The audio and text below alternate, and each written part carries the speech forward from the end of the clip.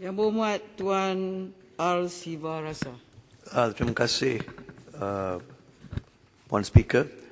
Soalan saya adalah nombor 4 berkenaan penubuhan sistem pemberi maklumat atau whistleblower system di perkhidmatan awam dan agensi dan GLC milik kerajaan. Silakan.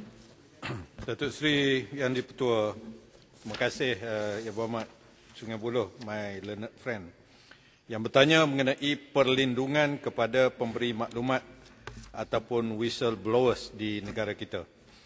Untuk makluman ahli Yang Berhormat, di negara kita, kita mempunyai Akta Perlindungan Pemberi Maklumat 2010 ataupun Akta 177 yang bertujuan untuk memberikan perlindungan kepada pemberi maklumat ataupun whistleblowers. Akta ini telah berkuat kuasa sejak daripada 15 bulan Disember tahun 2010 lagi.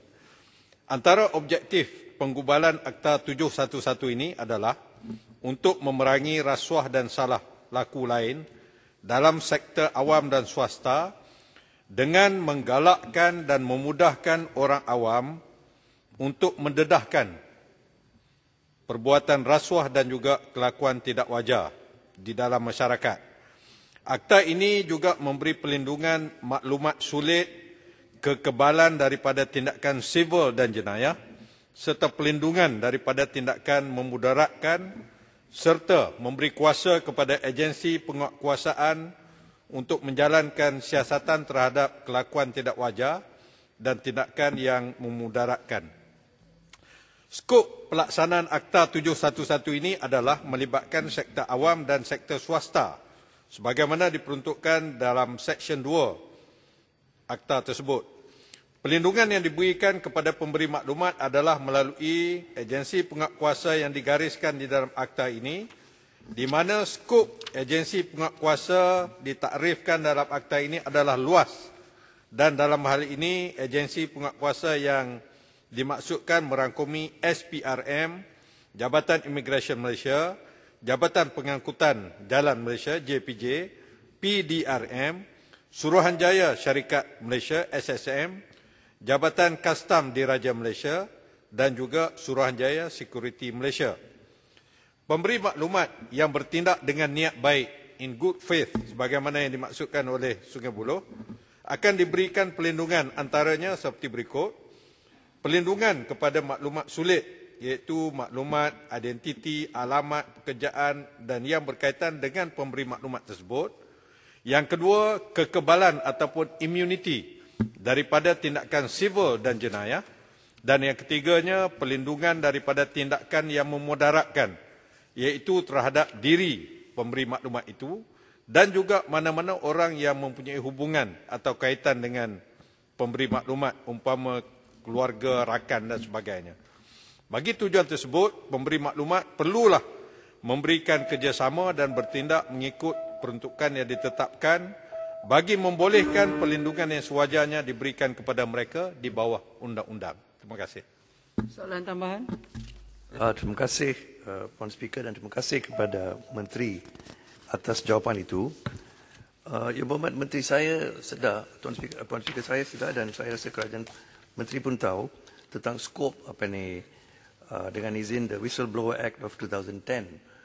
Pada masa yang sama, kita perhatikan dan saya pasti Menteri pun tahu ini, Bursa Malaysia dengan panduan Kerajaan Malaysia telah memerlukan, ini sudah berlaku untuk beberapa tahun, bahawa syarikat-syarikat besar yang disenaraikan di main board memerlukan menumbuhkan sistem whistleblower di dalam syarikat-syarikat itu.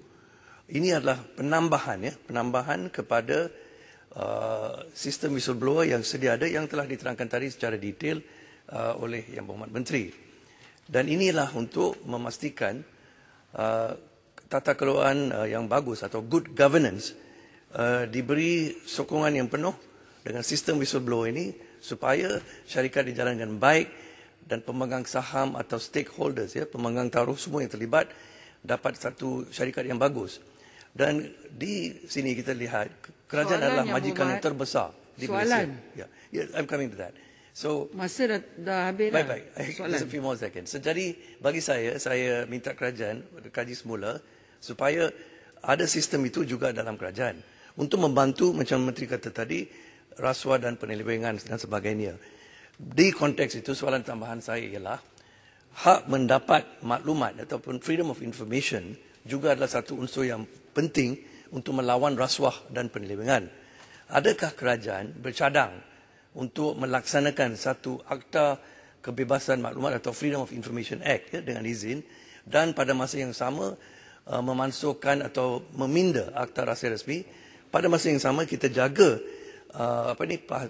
informasi yang berkaitan dengan keselamatan negeri atau negara itu dilindungi. Adakah kerajaan bercadang atau mempertimbangkan melaksanakan itu? Sekian.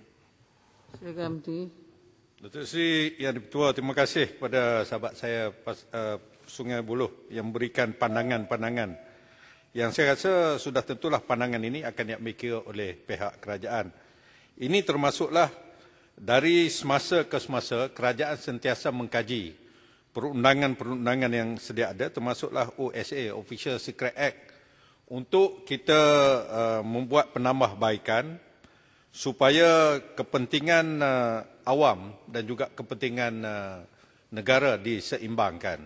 Ini penting kerana sesuatu undang-undang yang dibuat itu sudah tentulah mempunyai tujuan tertentu. Intention of legislation itu tujuan tertentu. Tapi pada masa yang sama saya akui sebagaimana yang Berhormat sebut, kepentingan awam juga adalah penting. Ini perlu diseimbangkan antara public and private interest di dalam negara dan juga dalam masyarakat kita. Atas sebab itu saya merasakan kerajaan tidak mempunyai masalah. Terutamanya jika sekiranya pandangan-pandangan diberikan daripada golongan masyarakat civil society untuk kita menambahbaikkan perundangan-perundangan yang sedia ada, termasuk dalam aspek whistleblowers ini. Terima kasih.